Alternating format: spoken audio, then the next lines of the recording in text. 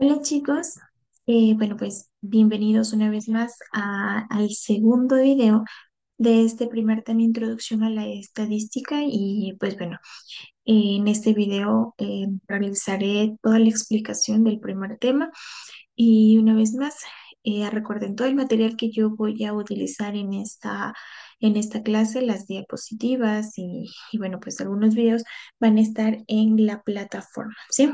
Añadido a mi explicación. También van a haber videos de apoyo que ustedes pueden visualizar en YouTube, que van a estar colgados en la plataforma por alguna duda que ustedes tengan. Y si no, pues ya saben, un mensaje en la plataforma y estaré dispuesta a ayudarles, ¿ok?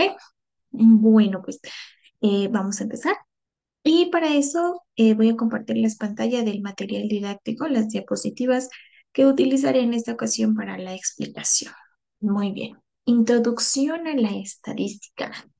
Bueno, pues ustedes saben, y como ya les había dado una corta explicación anteriormente, la estadística es una herramienta muy importante dentro del ámbito educativo porque tiene valiosas entradas de análisis de datos, ¿sí? Recopilación, organización, nos va a ayudar muchísimo a analizar datos, conjuntos de datos que nosotros podamos obtener. Sí, de esta forma también nos permite tomar decisiones claves, ¿sí? Ya les había dicho que en estadística les iba a enseñar y les voy a enseñar un poco de Excel para que ustedes puedan ver eh, la maravilla de aplicación que es, porque es una herramienta que nos apoya mucho a los docentes y, bueno, pues nos facilita en algunos cálculos. Entonces, más adelante, igual en las siguientes sesiones de clase, pues hablaremos de esa herramienta que es útil para estadística también, ¿ok? Bueno, pues empecemos con los conceptos básicos primordiales de la estadística, ¿sí? La estadística, en primer lugar, es una ciencia, como todas las demás. Muy diferente a la matemática, sí, tiene que ver con cálculos, sí, con análisis, con interpretación, pero es una ciencia como tal, ¿sí? Esta ciencia se encarga de recopilar, de organizar, ¿sí? De analizar e interpretar datos, ¿sí? Para al final poder tomar conclusiones y poder obtener, poder tomar decisiones claves, ¿sí? Entonces no se olviden cuatro pasos importantes de la estadística: recopila, organiza, analiza e interpreta. Sí, estos cuatro elementos son fundamentales dentro del concepto de estadística para que, bueno, pues nosotros podamos entender mejor cuando realicemos algún ejercicio y digamos, bueno, pues tengo que recopilar estos datos, luego tengo que organizarlos, luego tengo que analizar, luego interpretar y ya vamos a ver cómo es que realizamos cada uno de estos pasos y procesos que nos brinda el concepto de estadística. ¿Sí? Como parte, como punto número dos, bueno, pues es importante saber la importancia en educación. Bueno, pues yo les había dicho que estadística nos va a ayudar mucho en educación, ¿sí? Porque nos permite comprender mejor el rendimiento de nuestros estudiantes, ¿sí? Y nos ayuda a identificar también las áreas de mejora y poder tomar decisiones para, bueno, pues nosotros saber qué podemos cambiar, qué metodología podemos elegir, qué herramientas, qué técnicas podemos o están más aptas para trabajar con nuestro grupo de trabajo. Entonces, esta es una parte importante, ¿sí? Entonces, no es que, bueno, pues es que estadística es cálculo, es matemática. Para mí como docente, ¿qué me va a servir? Claro que nos va a servir, ¿sí? Es una herramienta importante. Ya vamos a ver igual más adelante. Por ejemplo, una de las ventajas que nos da la estadística es cómo obtener el promedio de una manera rápida a través de Excel, ¿sí? Cuando veamos el tema de medidas de tendencia central, pues ahí aparecerá eh, esta, esta palabrita promedio que estoy segura que muchos ya conocen. Y bueno, pues ya vamos a ver cómo funciona de manera rápida y ágil, ¿sí? Y como parte de las aplicaciones prácticas, bueno, desde la parte de evaluación, ¿sí? Hasta parte de poder, diseñar o proyectar programas educativos, la estadística también es una herramienta muy esencial en ese ámbito específico, ¿sí? Porque, bueno, pues cuando veamos los tipos de estadística, ahí desglosaremos algunos ejemplos y van a ver que sí es muy importante la estadística como tal en educación, ¿sí? Entonces, Miren, no nos olvidemos de estos cuatro puntos: recopilar, organizar, analizar e interpretar datos. Eso es sumamente importante dentro de esta ciencia que es la estadística. Muy diferente a la matemática, muy diferente a la física, a las otras ciencias, pero sigue siendo una ciencia exacta, ¿sí? Entonces, pues bueno, esto como parte de los principios básicos, tres puntos importantes que se deben tomar en cuenta para poder entender mejor qué es estadística, ¿sí? Y para qué nos va a servir a nosotros como docentes y a ustedes, bueno, pues como futuros docentes, ¿sí? Bueno, pues entonces aquí sí viene los tipos de estadística, ¿sí? Y tenemos dos tipos de estadística, como ustedes pueden ver: estadística descriptiva y la estadística inferencial, ¿sí? Entonces, vamos primero con la estadística descriptiva, ¿sí? Esta rama de estadística descriptiva se encarga de recopilar, organizar, resumir y presentar los datos de una manera que se puede interpretar más fácilmente. Cuando recopilamos y resumimos los datos, bueno, pues es mucho más fácil presentarlos, ¿sí? Y también interpretarlos. Entonces, ¿qué es lo que hacemos? Utilizamos como promedios, porcentajes, tablas, gráficos, también distribuciones de frecuencia para describir el comportamiento de un conjunto de datos, ¿sí? Para tener un poquito más claro, vamos a ver un ejemplo, ¿sí? Si una escuela mide las calificaciones de los estudiantes en un examen y calcula el promedio, ¿sí? La mediana y el rango de esas calificaciones, eso es estadística descriptiva, ¿sí? Como les digo, la estadística descriptiva tiene que ver mucho con las medidas de tendencia central. Tal vez ahorita están, bueno, pues que no entienden, ¿sí? Pero ya con los ejemplos que haremos más adelante y cuando veamos en profundidad el tema de medidas de tendencia central, entonces van a entender mucho mejor cuál es la estadística descriptiva. Otro ejemplo puede ser el censo de la población, ¿sí? Donde se recogen datos sobre la edad, género y, bueno, pues la ocupación de la población, ¿sí? Y luego se organizan en gráficos y tablas para resumir esa información, ¿sí? Porque más adelante, en donde nosotros podemos presentar datos son en tablas y gráficos. Entonces, esa es una buena forma para organizar la información. Entonces, todo eso engloba la estadística descriptiva, ¿sí? Organiza, recopila datos sin hacer inferencias, ¿sí?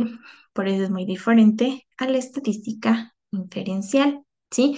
Entonces, ahora sí, ¿cuál es la estadística inferencial? Entonces, no se olviden la estadística descriptiva. Eso tiene que ver más con cálculos, promedios, mediana, moda, rango, etcétera.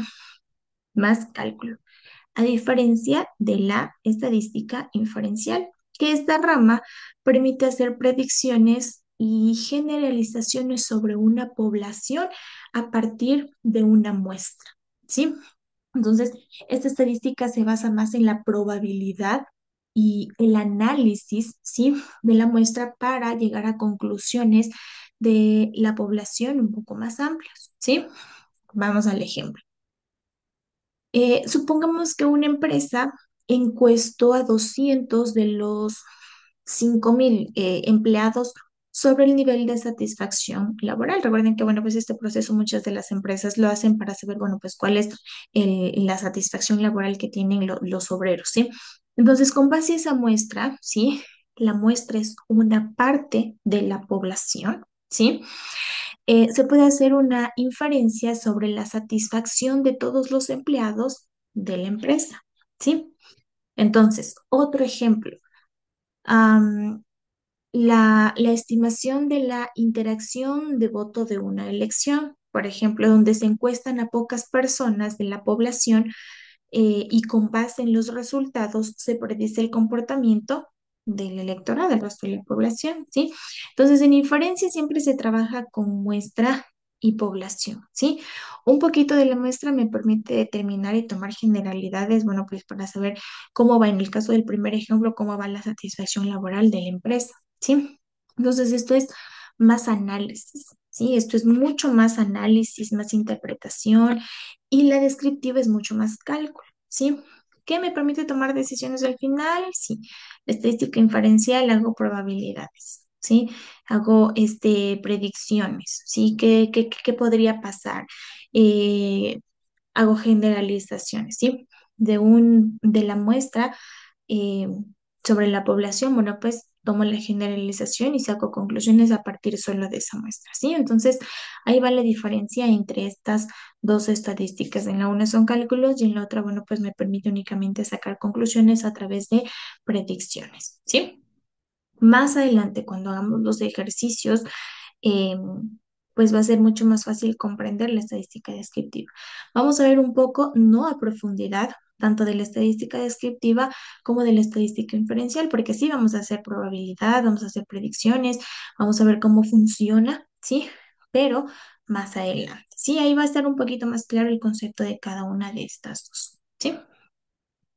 Luego, bueno, pues sabemos que, recuerden, en toda esta, hasta donde vamos en la clase, hemos dicho que bueno, recopilamos datos. Entonces, bueno, pues, ¿qué tipo de datos son los que debemos recopilar? ¿Sí? ¿Cuáles son la clasificación de datos que podemos obtener a partir del conjunto que nosotros o de la situación que estemos? Entonces, tenemos dos tipos de datos: datos cualitativos y datos cuantitativos. Tal vez en algún momento escucharon y es fácil interpretar cualitativos y cuantitativos, ¿sí?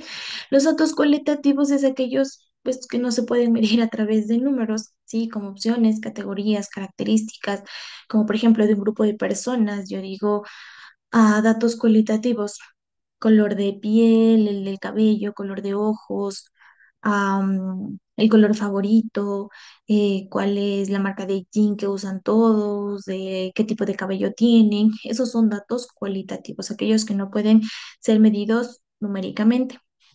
Entonces, por el contrario, los datos cuantitativos son aquellos que se pueden medir y expresar en valores numéricos, como el rendimiento académico, la asistencia, el peso, la talla, qué más la edad, ¿sí? Y así una cantidad de ejemplos más que nos permiten medir con números. Por ejemplo, digo, a ver, de este conjunto de estudiantes, alcen la mano los que miden 1,75, los que miden 1,30, los que miden 1,50, y así voy viendo, poniéndole valores numéricos. Entonces, esa es la diferencia de estos dos tipos de datos. Siempre nos vamos a encontrar con estos dos tipos de datos, cualitativos y cuantitativos, ¿sí? Entonces, facilito. Los unos no me permiten medirlo y son características, y los otros cuantitativos los puedo medir y los puedo expresar en valores numéricos, ¿sí? Entonces, ligado a eso, vienen las escalas de medición, ¿sí? Esto también lo vamos a encontrar mucho y bueno, pues ya más adelante haremos los ejemplos y los ejercicios, ¿sí? Tenemos tres: escala nominal, ordinal y de intervalo. Obviamente estos van ligados a los tipos de datos, ¿no? Entonces, primero, escala nominal. Esta es la más básica de todas, ¿sí? La escala nominal clasifica los datos en categorías distintas sin un orden específico, ¿sí? Ahí viene la clave de este tipo de escala nominal. No necesita un orden específico, es decir, no hay jerarquía, no hay relación cuantitativa entre los valores, y se emplea para etiquetar o identificar variables sin ningún tipo de comparación cuantitativa. Ejemplo, el género. Yo digo masculino, femenino. Yo digo colores: rojo, azul, verde, rosado, morado, etcétera. Yo digo nacionalidad: ecuatoriana, argentina, mexicana, española, peruana, etcétera. ¿Sí? No necesito un orden para interpretar cada una de estas escalas nominales. Son cuantitativos y no necesito un orden específico. Puedo decir masculino, femenino, femenino, masculino, pueden pasar por el verde, rojo, etcétera. ¿Sí? A diferencia de la escala ordinal, que bueno, pues la escala ordinal sí clasifica los datos en categorías y esta sí sigue un orden específico. Por eso se llama ordinal, en orden o en jerarquía, pero no mide la distancia exacta también entre las categorías, ¿sí? Entonces, aquí los valores de esta escala nominal tienen un orden lógico, ¿sí? Pero obviamente no se puede determinar una diferencia precisa entre ellos tampoco, ¿sí? Por ejemplo, em, cuando se pone, por ejemplo, la clasificación de satisfacción cuando les hacen una encuesta. muy satisfecho, ¿sí? Siempre va desde el más alto, muy satisfecho, insatisfecho, a neutral, menos satisfecho, ¿ya?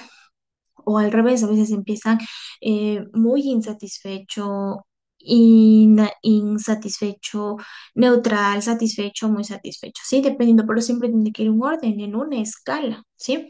Por ejemplo, los puntos en una competencia, los puestos en una competencia. Yo siempre está el primer lugar, segundo lugar, tercer lugar. Entonces, ahí viene al primer lugar siempre le da medalla de oro, al segundo lugar medalla de plata y al tercero de bronce, ¿sí? O por ejemplo, los niveles de educación, siempre está primaria, secundaria y la universidad. No puede ir primero a la universidad, después la primaria y después la secundaria. Siempre tiene que seguir un orden específico. Por eso se llama ordinal, porque sigue un orden, ¿sí? Algunos de los ejemplos que podemos tomar en cuenta, ¿sí? Y al final tenemos la escala de intervalo, ¿sí? Estas se pueden realizar operaciones aritméticas. Si esta escala ordena los datos en un orden significativo y además sí se pueden medir las distancias entre ellos, ¿sí?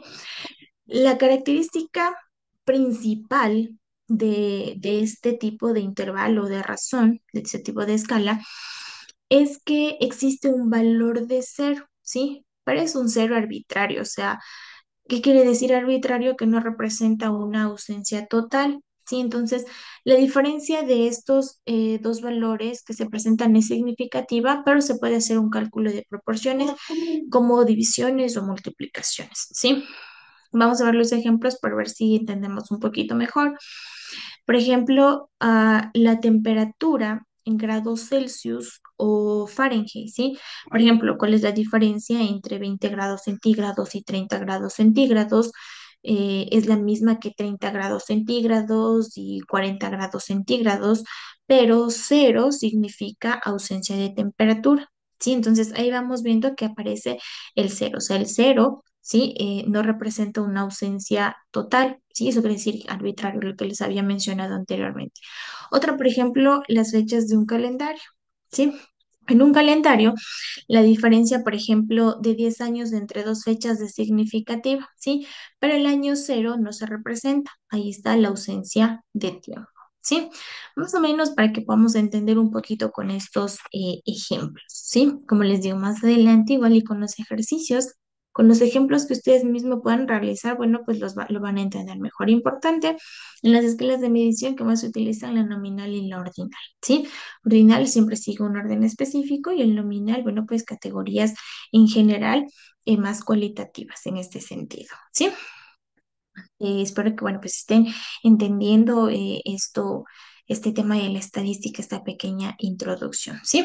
Y bueno, pues eso, bueno, como parte general, ¿no es cierto? Recopilar datos, ¿no es cierto? Nos decía, que decía, bueno, pues cuáles son los tipos de datos y ahora recolectemos datos. ¿Cómo yo puedo recolectar esos datos? ¿De dónde salen esos datos?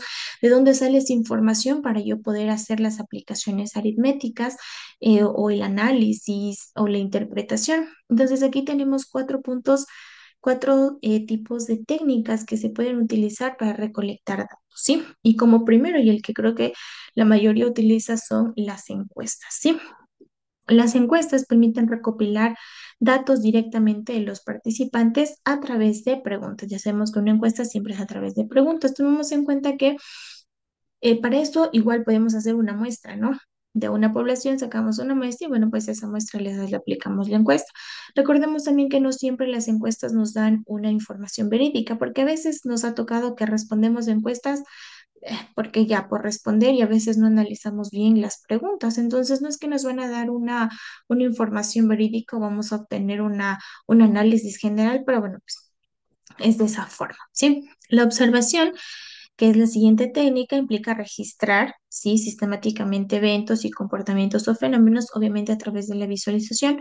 Yo observando el suceso hago mis apuntes sobre lo que sucede en esa situación, ¿sí? Las siguientes de registros, que bueno, pues se utilizan datos existentes ya de archivos, informes, o sea, ya registros que están de tiempo de algunos otros eventos. Entonces yo a raíz de esos registros voy tomando apuntes y notas sobre lo que necesito.